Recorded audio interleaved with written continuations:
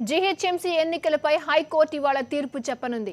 ఎన్నికలను ఎక్కువ కాలం జాప్యం చేయడానికి ససేమిరా అని న్యాయమూర్తులు ఇప్పటికే తేల్చి చెప్పిన నేపథ్యంలో ఎన్నికల నగారా త్వరలోనే మోగడం ఖాయమన్నది రాజకీయ పరిశీలకుల భావన.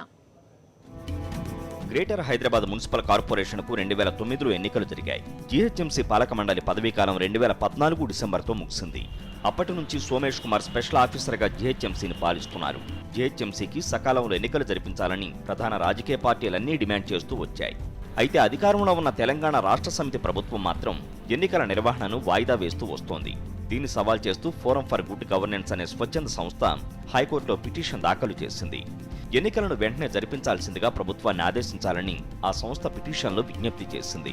పిటిషన్ను స్వీకరించిన హైకోర్టు ప్రభుత్వాన్ని పిలిచి ఎన్నికలు ఎందుకు జాప్యం చేస్తున్నారంటూ నిలదీసింది. అయితే ప్రభుత్వం తరపున అడ్వకేట్ జనరల్ మాట్లాడుతూ జీహెచ్ఎంసీలో వార్డుల పునర్విభజనకు పూనుకున్నామని హైకోర్టుకు విన్నవించారు. మొత్తం 200 వార్డులుగా విభజిస్తున్నామని, అందుకోసం ఎన్నికలను నవంబర్ వరకు వాయిదా వేయాలని కోరింది. అయితే అంత గడువు ఇవ్వలేమన్న హైకోర్టు వీలైనంత తొందరగా ఎన్నికలు జరిపి తీరాల్సిందే అంది. అయితే దీనిపై తదుపరి విచారణను సోమవారానికి వాయిదా వేసింది కోర్టు. సోమవారం హైకోర్టు ఎన్నికల నిర్వహణపై కీలక తీర్పిచ్చే అవకాశాలు ఉన్నాయని నిపుణులు అంటున్నారు. ఓటమి భయంతోనే టీఆర్ఎస్ సర్కార్ జీహెచ్ఎంసీ ఎన్నికలను జాప్యం చేస్తోందన్నది కాంగ్రెస్, బీజేపీల ఆరోపణ. పొలిటికల్ డెస్క్, సాక్షి న్యూస్.